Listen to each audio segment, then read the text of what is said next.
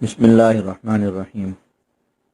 رنگ و نور شمارہ 665، المجاہد فی سبیل اللہ۔ مولانا محمد طلحہ شہید کی کتاب المجاہد فی سبیل اللہ کا تعارف۔ اللہ تعالیٰ کا شکر، الحمدللہ رب العالمین۔ اللہ تعالیٰ سے معافی، استغفر اللہ رب العالمین۔ اللہ تعالیٰ سے سوال، ایاک نعبد و ایاک نستعین۔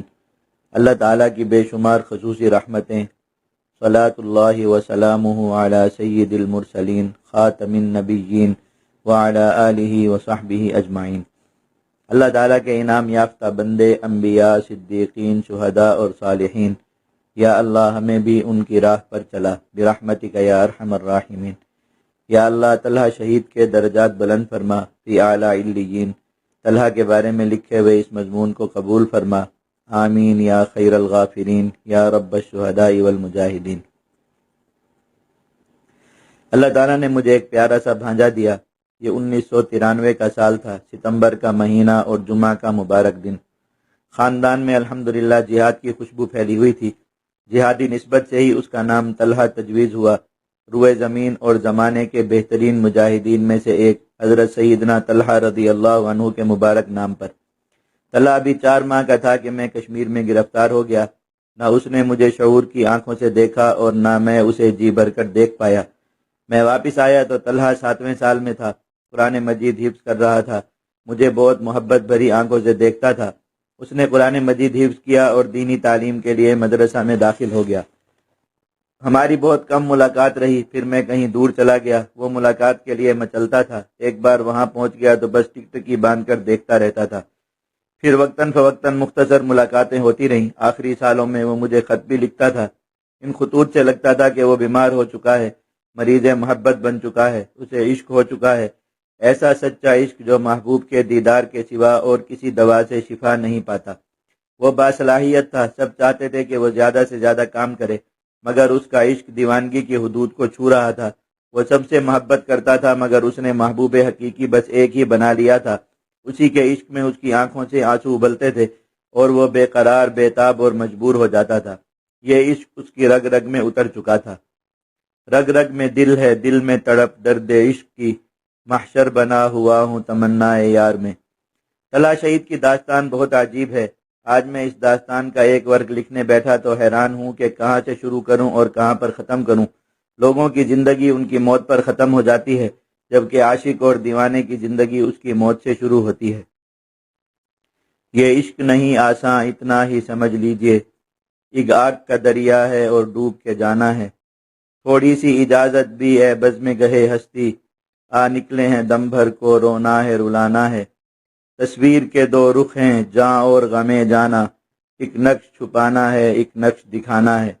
اشکوں کے تبسم میں، آہوں کے ترنم میں، معصوم محبت کا معصوم فسانہ ہے۔ طلحہ اس دنیا میں 24 سال رہا۔ اس کے بس میں ہوتا تو وہ 24 گھنٹے بھی نہ رہ سکتا۔ وہ کچھ دیکھ چکا تھا، بس وہی پانا چاہتا تھا۔ اثر بالین ماخیز برخیز اے ناداں طبیب، درد مند عشق را دارو بجز دیدار نیست۔ وہ محبوب کے وصال کے لیے روتا رہا، بلکتا رہا، تڑپتا رہا، اپنا گریبان چاک کرتا رہا، گرم سے گرم، خطرناک سے خطرناک اور سخت سے سخت میدانوں میں کودتا رہا۔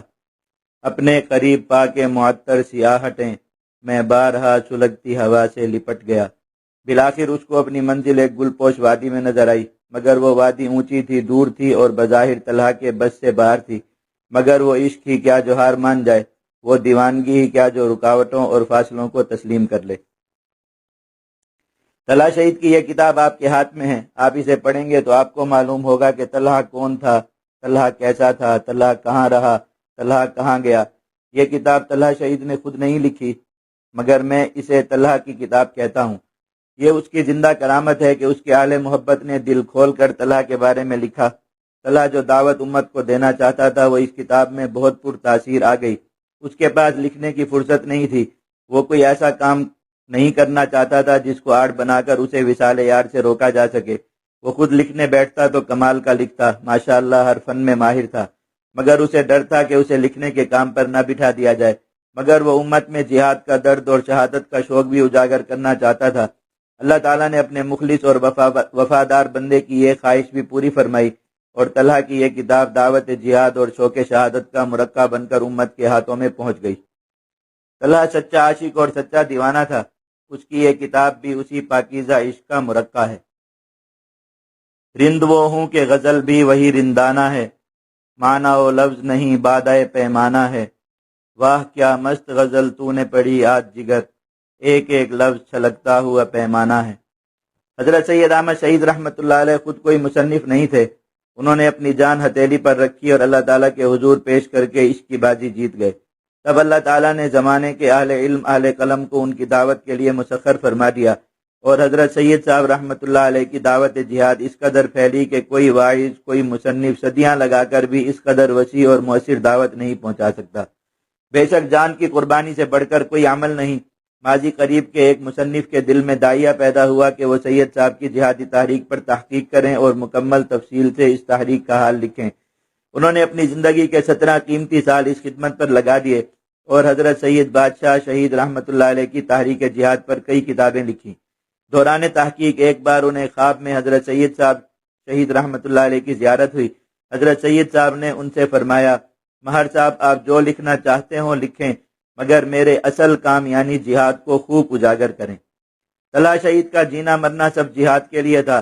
اس نے دنیا میں کسی سے کچھ نہیں مانگا، بلکہ اسے اگر کہیں سے بھی کچھ ملنے کی توقع ہوتی تو وہاں سے دور ہو جاتا کہ کہیں وصال یار میں کوئی رکاوٹ نہ بن جائے۔ وہ جہاد پر اپنا سب کچھ لٹاتا رہا، اور جب چلا گیا تو اللہ تعالیٰ نے اس کی مؤثر اور دیوانہ وار دعوت کے پھیلنے کا انتظام فرما دیا۔ اس کے اہل تعلق نے راتوں کو جاگ کر اس کتاب پر کام کیا، اور ہر کسی نے اپنا خون جگر نچوڑ کر طلحہ کی یہ کتاب تیار کی۔ اللہ تعالیٰ سے امید ہے کہ یہ کتاب لاکھوں نوجوانوں کو حقیقی دین، حقیقی جہاد اور حقیقی عشق کا راستہ دکھائے گی انشاءاللہ۔ حدیث مبارک آپ نے سنی ہوگی کہ دنیا سجن المؤمن و جنت الکافر، دنیا مومن کے لیے قید خانہ ہے اور کافر کے لیے جنت۔ اس حدیث شریف کا اپنے زمانے میں مصداق دیکھنا ہو تو ہم طلحہ شہید کی مختصر ایمانی زندگی کو دیکھ سکتے ہیں۔ ابھی بولنا سیکھا تھا کہ قرآن مجید کی تعلیم اور حفظ میں پابند ہو گیا، حفظ مکمل ہوا تو دینی تعلیم کی پابندیوں میں جا بیٹھا۔ ابھی کچھ علم حاصل کیا تھا کہ عشق کا مرض لگا اور خود کو جہاد کی پرمشقت زندگی میں ڈال دیا۔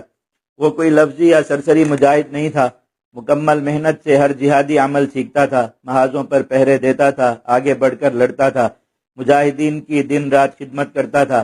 حالانکہ یہ اس کی عمر کا وہ حصہ تھا جب انسان آزادی مانگتا ہے، طرح طرح کی خواہشات کا اسیر بنتا ہے، مگر طلحہ دین کا پابند رہا، جہاد کا پابند رہا۔ پھر اس نے کشمیر جانے کا عزم کیا تو خود کو ہر مشقت اور تکلیف میں ڈالا۔ سردی کے موسم میں ٹھنڈے دریا پار کرنا، پاؤں اور گھٹنے کی تکلیف کے باوجود گھنٹوں پیدل چلنا اور دوڑنا، اور دن رات شہادت کے لیے تڑپنا۔ ہجر جانا میں غضب شورش مستانہ ہے، روح قالب میں نہیں قید میں دیوانہ ہے۔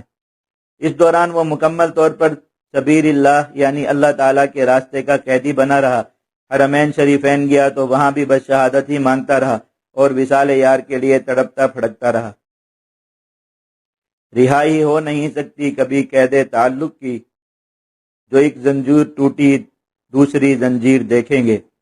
بے شک ایسے ہی افراد کے لیے موت روزہ افطار کرنے جیسی لذیذ ہوتی ہے۔ وہ دنیا میں قیدی اور روزہ دار کی طرح رہتے ہیں، اور موت سے ان کی یہ قید اور روزہ ختم ہوتا ہے۔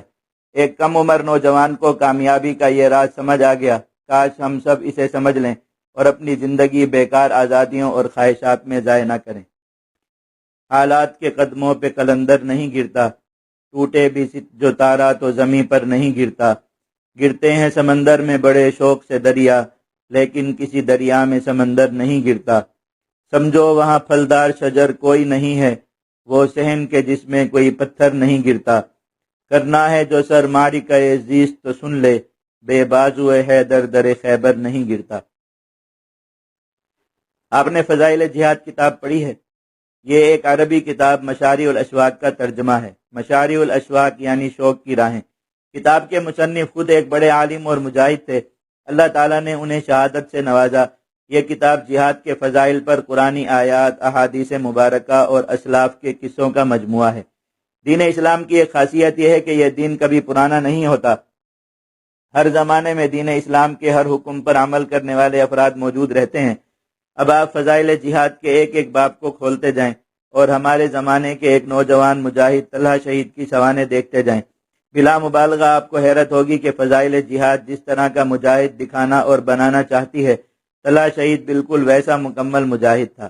آپ نیت سے جہاد سے لے کر شوق شہادت تک، زخم جہاد سے لے کر اموال جہاد میں امانت تک، جہاد کی تیاری سے لے کر رباط تک، تیر اندازی سے لے کر گھڑ سواری تک، خدمت مجاہدین سے لے کر انفاق فی سبیل اللہ تک، ہر عمل کو طلحہ شہید میں زندہ پائیں گے۔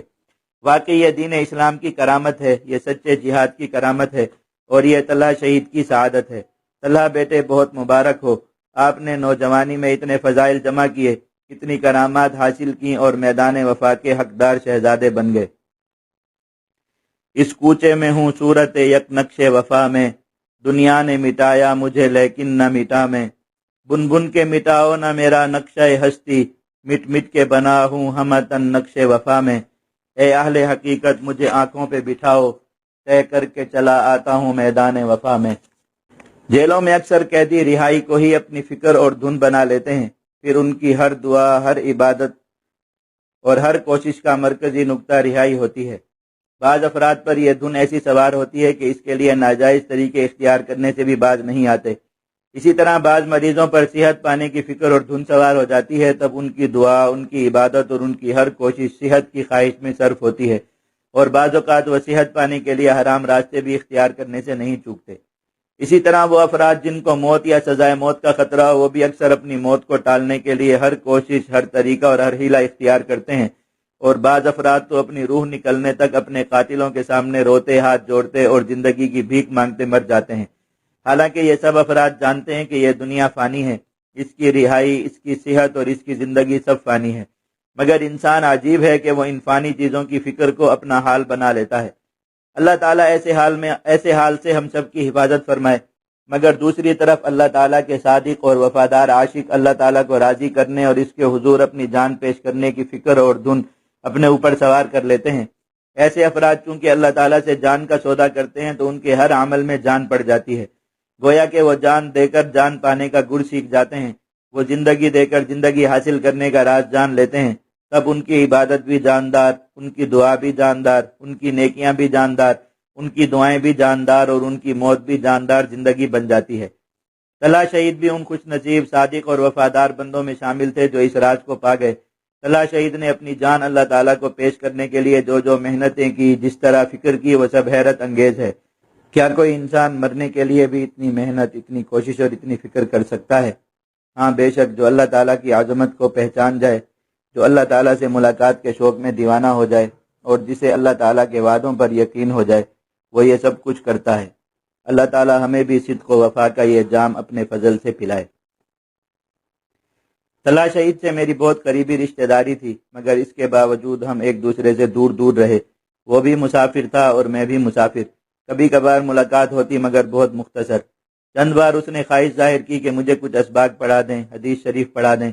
میرا بھی بہت دل چاہا کہ ایسا ہو، مگر نہ ہو سکا۔ اس نے دوران تعلیم اسباق چھوڑ کر راہ جہاد کو اختیار کیا تو ہم سب کی رائے تھی کہ وہ تعلیم مکمل کرے، چھٹیوں میں محاذ پر جاتا رہے، مگر اس پر حال طاری تھا۔ وہ چاہتا تھا کہ میں اس کے اس اقدام کی اسے باقاعدہ اجازت دے دوں۔ پھر اس نے خط لکھ کر بیعت کی خواہش ظاہر کی، ایک ملاقات ہوئی اور ماموں اور بھانجا پیر مرید بن گئے، مگر ہم دونوں میں محبت اور دوری کا سلسلہ پھر بھی برقرار رہا۔ حضرت سیدنا ابو ذر غفاری رضی اللہ عنہ جب مال وغیرہ کے معاملات میں لوگوں پر اور خود پر بہت سختی فرماتے تو ایک بڑے صحابی نے ان کی صفائی ان الفاظ میں بیان فرمائی کہ ابو ذر کو ایک علم حاصل ہوا ہے اور وہ اس علم کے سامنے مجبور اور بے بس ہو چکے ہیں۔ یعنی ابو ذر رضی اللہ تعالیٰ عنہ پر اپنے علم کا ایسا حال طاری ہو چکا ہے کہ یہ اس سے باہر قدم رکھنے کی ہمت ہی نہیں پاتے، یہ اپنے علم کے ہاتھوں مجبور ہیں اور اسی پر عمل کرنے کے پابند ہو چکے ہیں۔ طلحہ شہید پر بھی لقاء اللہ، شوق شہادت اور قربانی کے علم کا ایسا رنگ چڑھا کہ وہ اس علم سے باہر قدم رکھنے کا سوچ بھی نہیں سکتا تھا۔ وہ اپنے علم کے سامنے ایسا مجبور اور مغلوب ہو چکا تھا کہ جہاد کے کام کی کوئی اور تشکیل بھی اسے گوارا نہیں تھی۔ ایک بار اس کا ایک مفصل خط مجھے ملا۔ خط کیا تھا؟ لاڈ، ناز، پیار، ادب اور جھگڑے کا ایک مرکب تھا۔ وہ خط اس نے پوری رات جاگ کر کشمیر کے محاذ کے قریب کہیں سے لکھا تھا۔ میں نے اس خط کو کافی تلاش کیا تاکہ اس کتاب میں شائع کر سکوں، مگر وہ مجھے نہیں ملا۔ ممکن ہے طلحہ کی دعا کا اثر ہو، کیونکہ وہ یہ خط لکھنے کے بعد کچھ شرمایا سا رہتا تھا۔ اس خط میں اس نے اپنے شوق شہادت کو جس طرح بیان کیا وہ سب کچھ قابل رشک بھی ہے اور قابل غور بھی۔ اس نے لکھا کہ آج میں اپنے امیر اور اپنے مرشد کو نہیں بلکہ آپ کے بیٹے اور بھانجے کے طور پر یہ خط اپنے پیارے ماموں کو لکھ رہا ہوں۔ اور پھر وہ اپنے جذبات میں مغلوب ہوتا چلا گیا۔ اس کا پورا زور اس پر تھا کہ میں اسے فدائی کارروائی کی باقاعدہ اجازت دے دوں۔ مقصد عرض کرنے کا یہ ہے کہ طلحہ شہید نے شہادت پانے کے لیے ہر گر، ہر طریقہ اور ہر کوشش کو بروئے کار لایا، مگر میں اپنی جماعتی ذمہ داری اور جماعتی قوانین کے سامنے مجبور تھا۔ نہ اسے روک سکتا تھا اور نہ طالب علمی کے دوران اس کو کھلی اجازت دے سکتا تھا۔ بس یہی اس کے دل کا ایک کانٹا تھا۔ آخری ملاقات میں جب وہ ملنے آیا تو تنہائی تھی۔ اس نے بار بار معافی مانگی۔ بالآخر میں نے کہا، طلحہ میں خوش ہوں، خوشی سے اجازت ہے اور میری ناراضی کے بارے میں بے فکر ہو جاؤ۔ بس یہ الفاظ سنتے ہی اس کا چہرہ 14ویں کے چاند کی طرح کھل اٹھا۔ یوں لگا کہ دل کا کانٹا نکل گیا اور خوشی اس کے انگ انگ میں سرایت کر گئی ہے۔ بس یہ آخری ملاقات تھی۔ یہ ملاقات مجھے کبھی نہیں بھولے گی، مگر اس ملاقات کی کچھ کیفیت بیان کرنے کے لیے جگر مرحوم کی ایک نظم کا سہارا لینا پڑے گا۔ مدت میں وہ پھر تازہ ملاقات کا عالم، خاموش اداؤں میں وہ جذبات کا عالم، نغموں میں سمویا ہوا وہ رات کا عالم، وہ عطر میں ڈوبے ہوئے لمحات کا عالم۔ اللہ رے وہ شدت جذبات کا عالم، کچھ کہہ کے وہ بھولی ہوئی ہر بات کا عالم، عارض سے ڈھلکتے ہوئے شبنم کے وہ قطرے، آنکھوں سے جھلکتا ہوا برسات کا عالم، وہ نظروں ہی نظروں میں سوالات کی دنیا، وہ آنکھوں ہی آنکھوں میں جوابات کا عالم، تھک جانے کے انداز میں وہ دعوت جرأت، کھو جانے کی صورت میں وہ جذبات کا عالم، وہ عارض پر نور، وہ کیفے نگہ شوق، جیسے کہ دم صبح مناجات کا عالم، دو بچھڑے دلوں کی وہ بہم صلح و صفائی، پرکیف و تجدید ملاقات کا عالم، وہ عرش تا فرش برستے ہوئے انوار، وہ تہنیت ارض و سماوات کا عالم، تا صبح و تصدیق محبت کے نظارے، تا شام و فخر و مباحات کا عالم، وہ عشق کی بربادی زندہ کا مرقع، وہ حسن کی پائندہ کرامات کا عالم۔ طلحہ شہید نے عبادت، ریاضت، پاکیزگی، دعا اور آہ و بکا سے اپنی جان کو قیمتی بنایا اور یہ جان اللہ تعالیٰ کو بیچ دی۔ اس کے روشن دل اور بے قرار روح نے اپنی منزل ایک اونچی گل پوش وادی میں دیکھ لی۔ اس نے کشمیر کے لیے رخت سفر باندھا۔ ہر کسی نے اس کے عزم کی تکمیل کو ناممکن قرار دیا، مگر اللہ تعالیٰ نے اس کے سچے عشق کی لاج رکھی۔ تب پہاڑوں کو بچھا دیا گیا، فاصلوں کو سمیٹ دیا گیا اور ہفتوں کی مسافت کو گھنٹوں کے سفر میں تبدیل فرما دیا گیا۔ من احب لقاء اللہ احب اللہ لقاءہ، وہ محبوب سے ملنا چاہتے ہیں، محبوب بھی ان سے ملنا پسند فرماتا ہے۔